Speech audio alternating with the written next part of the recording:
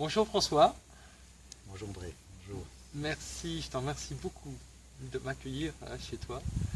C'est un grand plaisir parce que tu es un homme de science et tu es passionné par les plantes. Alors voilà, ma première question c'est explique-nous ta passion, ton métier, s'il te plaît. Ah, écoute, moi je suis de formation ingénieur agronome, avec une vision de ce que c'est la plante, mais dans l'expérience et la pratique, je suis plus un ethnobotaniste, c'est-à-dire que j'ai essayé de comprendre et d'étudier toutes les relations, et elles sont nombreuses et complexes, entre l'homme et la plante. Voilà, pour résumer en quelques mots un petit peu, et donc je suis amené à m'occuper à la fois de protection de la biodiversité, mais aussi un peu des nouveaux mécanismes qui font pousser les plantes, une meilleure compréhension des plantes dans leur écosystème, mais aussi des plantes à l'intérieur, à savoir ce qu'elles contiennent et pourquoi elles nous sont bénéfiques. Donc ça va être facile pour poser la deuxième question. Quels sont les procédés ou quels sont l'état que doit avoir cette plante pour être le plus bénéfique au niveau du corps de l'homme? Oui, alors c'est vrai qu'il y a de nombreuses façons un peu de transformer les plantes. Dans toute l'humanité, il y a des procédures de transformation, de fermentation, de séchage, d'extraction. Et moi je sais qu'après quand même plus de 25 ans d'expérience, je peux dire que l'un des meilleurs procédés, selon moi, c'est le procédé de la lyophilisation qui garde la plante à l'état frais. La lyophilisation, c'est un séchage tout simplement par le froid. Et donc les molécules restent intactes, ne sont pas déstructurées, elles ne sont pas chauffées. Donc on a la plante telle qu'elle est. Le problème de la lyophilisation, c'est que c'est très coûteux et c'est pas très pratique, c'est très coûteux en énergie. Et donc c'est pour ça que je me suis intéressé à une technologie absolument révolutionnaire qui est donc le dynamic freeze-dry, ou la lyophilisation dynamique, et qui est finalement quelque chose comme le meilleur de tout ce que pourrait être la lyophilisation. C'est-à-dire que les plantes, en fait, elles vont être séchées non pas sur des plateaux comme une lyophilisation traditionnelle, pendant des jours et des jours au froid. Non, elles vont être séchées à une très basse sous vide, quelque part, mais en mouvement. Alors ce qui va se passer, c'est que avec ce séchage en mouvement, les particules de matière, de plantes vont se déliter en microparticules. Et ces microparticules présentent l'avantage de se former naturellement, et elles vont se découper selon les structures naturelles des cellules des plantes. Et ça, c'est un plus énorme, d'autant plus que chaque particule finalement va avoir une porosité qui va être 100, 200, 500 fois plus importante qu'une particule qu'on aura coupée mécaniquement. Par exemple, quand on micronise les plantes, on le fait d'une façon mécanique, et donc on voit bien que chaque particule est coupée artificiellement, mais il n'y a pas cette porosité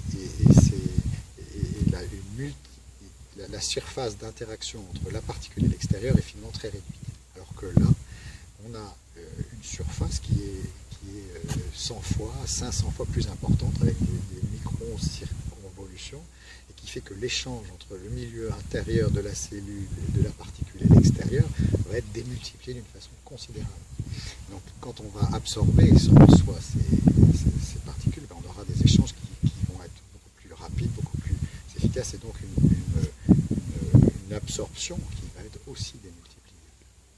Je fais notamment des analyses, on s'aperçoit que entre une matière qu'on sèche au soleil et puis qu'on passe à ce procédé de lyophilisation, on peut augmenter les teneurs en principe actif quelquefois 5 fois plus, quelquefois 10 fois plus, quelquefois 20 fois plus. C'est juste hallucinant. Et notre corps a besoin de ces capacités supplémentaires au vu de toutes les agressions qu'il a actuellement. Et il faut cette puissance-là pour nous aider. Et oui, parce que les principes actifs vont intervenir d'une façon beaucoup plus rapide. D'accord.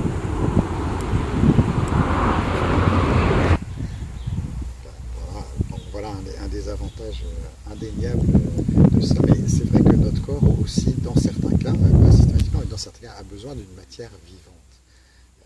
L'avantage aussi de cette lyophilisation et de cette technique active à froid, c'est qu'elle ne détruit pas, je dirais, le micro-écosystème de la plante. Et qu'on va retrouver, certes quelquefois en très petite quantité, mais on va retrouver quand même une grande diversité de micro-organismes qui vont participer un peu à l'équilibre et disons de notre micro-écosystème intérieur.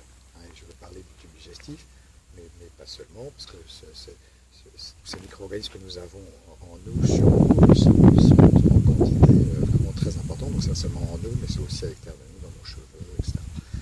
Et donc quand on absorbe ces particules, on va de façon à la fois inhaler par l'intérieur, mais aussi par l'extérieur, parce que le simple fait de toucher fait qu'on va ensemencer dans notre écosystème humain davantage d'espèces de micro-organismes. Et quelque part, on va y apporter un équilibre supplémentaire, puisque finalement, notre écosystème n'est en équilibre que s'il est hautement diversifié.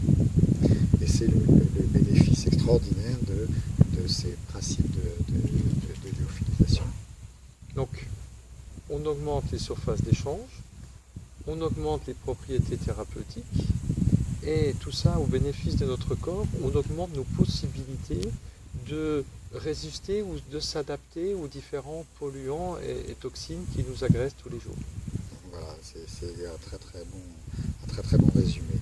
Et tout ça, je dirais, en plus d'avantages purement techniques, c'est que en fait, on a aussi, par ce biais-là, de la lyophilisation dynamique, des possibilités de conservation. C'est-à-dire quand on réalise ces poudres, eh bien elles ne se détériorent pas parce qu'on les met sous vide.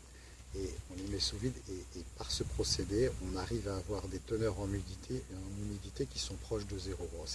Soit ça peut être 0,5, 0,9, 1,2%, ce qui est extrêmement bas comparé à toutes les autres techniques de séchage. Et avec un taux d'humidité si peu important, eh bien, ces poudres, elles ne se dégradent pas. C'est-à-dire qu'on peut les garder des années et elles auront toujours les mêmes propriétés des dizaines d'années. Et ça, c'est un plus énorme, c'est à contraire avec des ingrédients, avec des composés qui sont, je dirais, un peu indestructibles, mais au sens où ils sont toujours vivants et à 100% de leur potentiel. Ce qui n'est pas le cas de bon nombre d'ingrédients qui se dégradent plus ou moins suivant les techniques de séchage. Alors, bon, chez Wellanu, on utilise ces produits, on les utilise sous forme d'une infusion le matin, qu'on peut répéter midi et soir. Au niveau de la consommation des produits, on est agressé souvent assez rapidement, donc il va falloir qu'on en consomme quand même une certaine quantité. Alors, tu nous as décrit toutes les qualités fantastiques de ce procédé, et puis des plantes bien sûr qui ont été choisies pour être utilisées avec ce procédé. Maintenant, quelle consommation, pour quel résultat est-ce que tu nous conseilles de point de vue journalier? En fait, très à la louche, mais moi je compte entre une demi-cuillère et une cuillère par jour, alors une fois, 2 fois, dans certains cas quand on a vraiment besoin davantage, c'est à peu près les dosages auxquels il faut penser. Dans le monde moderne, dans le monde où on vit aujourd'hui, c'est vrai que c'est un monde qui n'est pas facile, et c'est vrai que comme tu disais, on peut facilement être agressé, ça peut être un virus, une bactérie, un principe polluant, et donc on doit vraiment entrer il faut se préparer un peu aux agressions du monde d'aujourd'hui. Donc ça veut dire quoi concrètement? Ça veut dire qu'on est physiologiquement dans un état, je dirais, régénéré. Je pense au foie, par exemple, avoir un foie qui soit avec 100% de ses capacités, mais pas seulement. Il faut aussi avoir ce jardin intérieur, qui est cette flore intestinale extrêmement bien équilibrée et développée, et donc diversifiée. Donc ça demande effectivement tout un travail, et donc dans un état qui soit oxyder, hein, donc il faut être régulièrement dans un état oxydé,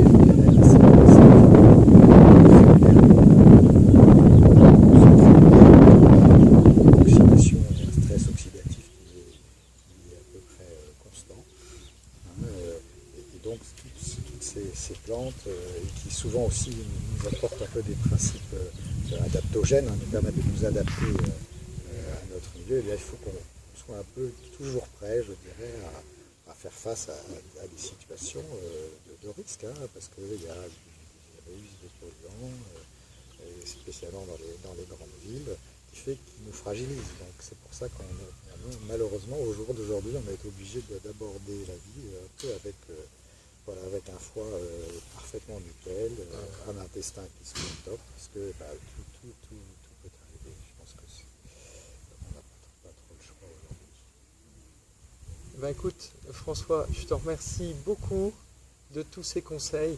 Donc, vous l'avez compris, l'importance des plantes qui vous sont proposées chez Wallagnou, l'importance de la qualité du procédé dynamique freeze drive avec lesquels elles sont micronisées, et l'importance de les consommer régulièrement pour se régénérer et rendre notre corps adapté à toutes ces agressions, c'est quelque chose qu'il faut prendre en considération journellement.